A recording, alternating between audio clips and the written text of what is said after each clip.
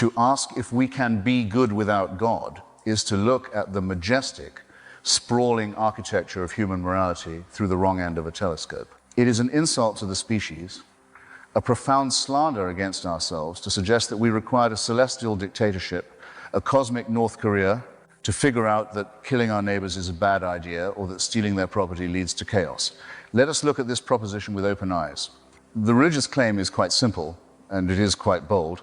They say that without a divine enforcer, without the threat of eternal torture in hell, or the bribe of eternal bliss in heaven, human beings would instantly devolve into savage beasts, tearing each other apart. This is a genuinely miserable view of human nature. It is a form of self-loathing that has been drilled into our heads for millennia by priests, imams, and rabbis who wish to make us feel sick so that they can sell us the cure. Think about it for just a moment. If the only thing keeping you from raping your neighbor, murdering your brother, or stealing from the poor is the fear that a supernatural entity is watching you from the sky, then you are not a moral person at all. You are a psychopath on a leash. You are simply a coward who is afraid of the cosmic police officer. A truly good person does good because they care about the suffering of others, because they have solidarity with their fellow human beings, and because they understand that we are all in this fragile boat together. They do not do it because they want to collect points for a heavenly lottery. The truth is exactly the opposite of what the pious tell us. Human solidarity, compassion, and the sense of right and wrong did not drop out of the sky on stone tablets at Mount Sinai. They evolved with us. Long before anyone had ever heard of Abraham, Moses, Jesus, or Muhammad, human beings were living in groups. We are social primates. If we had spent hundreds of thousands of years murdering each other's children, stealing each other's food, and lying to each other without any internal restraint, our species would have gone extinct before we ever managed to walk out of Africa. We survived precisely because we possess an innate sense of fairness, a natural capacity for empathy, and a basic understanding of cooperation. We can see this in our closest animal relatives. Chimpanzees and bonobos do not have Bibles, they do not build churches, and they do not pray to invisible deities. Yet, they display clear signs of empathy. They share food, they comfort each other when they are sad or hurt, and they get deeply upset when they see another member of their group being treated unfairly. Did they get this from a holy book? Of course not. It is hardwired into their biology, just as it is hardwired into ours. Morality is older than religion. It is a biological fact, not a theological invention. When we examine the holy books themselves, the argument that religion is the source of goodness completely falls apart. If you actually sit down and read the Old Testament, the New Testament, or the Quran with a critical mind, rather than just listening to the sanitized, cherry-picked stories told on Sundays, you will find a horror show. You will find a manual for tyranny, violence, and bigotry. The God of the Old Testament is perhaps the most unpleasant character in all of fiction. Jealous and proud of it, a petty, unjust, unforgiving control freak, a vindictive, bloodthirsty ethnic cleanser, a misogynistic, homophobic, racist, infanticidal, genocidal, filicidal, pestilential, megalomaniacal, sadomasochistic, capriciously malevolent bully. This is the entity that commands his chosen people to march into neighboring cities and slaughter everyone, not just the soldiers, but the women, the elderly, the children, and even the livestock. In the book of Deuteronomy, he explicitly tells his followers that if a city does not surrender to them, they must kill every male and take the women and children as plunder. If a child is stubborn and rebellious, the town elders are commanded to stone that child to death. Is this where we get our sense of right and wrong? If we behaved like the God of the Bible today, we would be locked up in a maximum security prison or put on trial for war crimes in The Hague. The defenders of faith often try to escape this by running to the New Testament, claiming that Jesus changed everything with a message of pure love. But this is a massive delusion. Jesus did not cancel the cruel laws of the old books. He explicitly stated that he came to fulfill them and that not a single dot or stroke of the law would disappear. More importantly, Jesus introduced an idea that is far more wicked, far more cruel than anything found in the Old Testament, the concept of hell. In the older Jewish books, when you died, you simply went to the grave. It was a sad, quiet end. But it was Jesus who popularized the monstrous idea of eternal conscious torture for those who do not believe the correct things. Think about the sheer, unadulterated sadism of this concept. A person can live a completely blameless life, helping the poor, treating their family with love, and contributing to the arts and sciences. But if they cannot bring themselves to believe in a virgin birth or resurrection, They are condemned to burn in fire forever and ever without end. This is not morality. It is a thuggish protection racket. It is the celestial equivalent of the mafia saying, "That's a very nice soul you have there. It would be a shame if something happened to it." Religion does not make people good.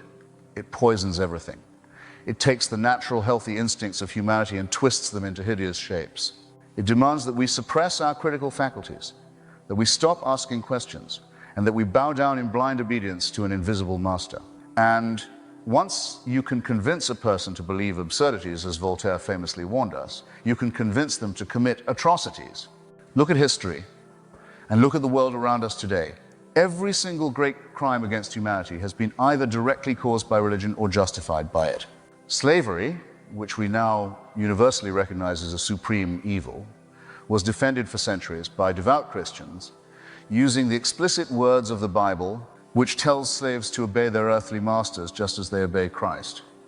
The subjugation of women, the treating of half the human race as property, is a core feature of all the major monotheistic religions.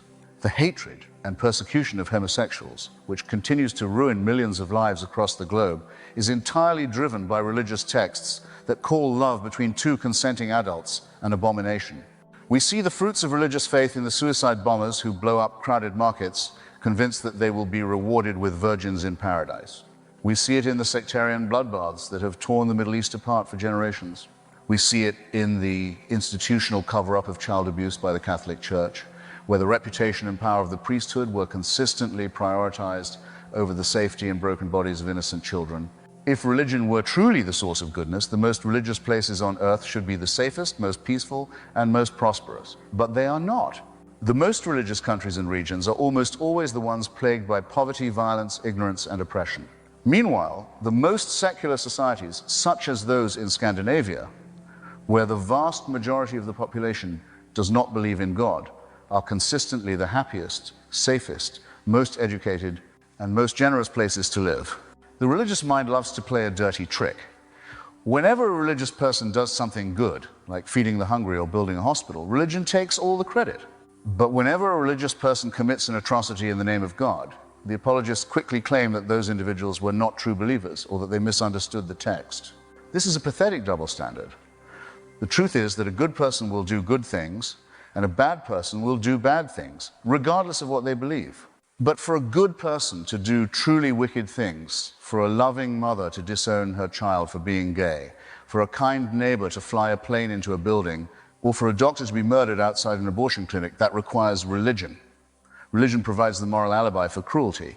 It allows people to switch off their conscience because they believe they are doing the will of a higher power. We must also confront the toxic lie that there can be no meaning, no beauty, and no purpose in life without a creator. This is a profound failure of imagination. If anything, the realization that there is no God makes our lives infinitely more precious, more beautiful, and more meaningful. If this life is all we have, if there is no afterlife, no second chance, no heavenly paradise waiting for us after we die, then every single moment we have on this earth becomes intensely valuable. The love we share with our friends and family is not a dress rehearsal for eternity. It is the real thing. The time we spend reading a book, listening to a beautiful piece of music, looking at the stars, or helping a stranger is all the more sweet because it is fleeting. If you are given a single beautiful flower, you cherish it because you know it will eventually wither and die. If you were given a plastic flower that lasted forever, you would throw it in a corner and forget about it. Religion turns life into a plastic flower. It devalues our earthly existence by treating it as nothing more than a messy waiting room before the real show starts. Furthermore, secular morality is far more noble than religious morality because it is based on honesty and intellectual courage.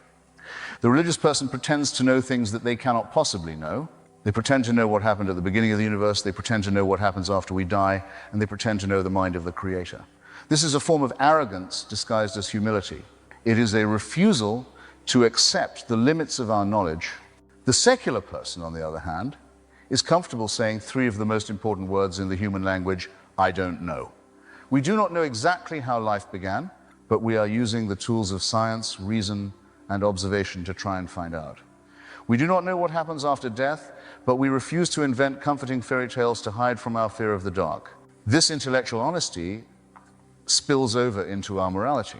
Because we do not have an infallible book to tell us what is right and wrong, we are forced to use our brains. We are forced to argue, to debate, to look at evidence, and to change our minds when the facts change. This is how moral progress actually happens. It does not happen because God hands down a new update to his commandments. It happens because human beings, through secular reasoning and empathy, realize that their old ways of thinking were cruel and mistaken. The abolition of slavery, the emancipation of women, the recognition of civil rights, the acceptance of the LGBT community, none of these victories were achieved by religious orthodoxy. They were all achieved by fighting times against times religious orthodoxy.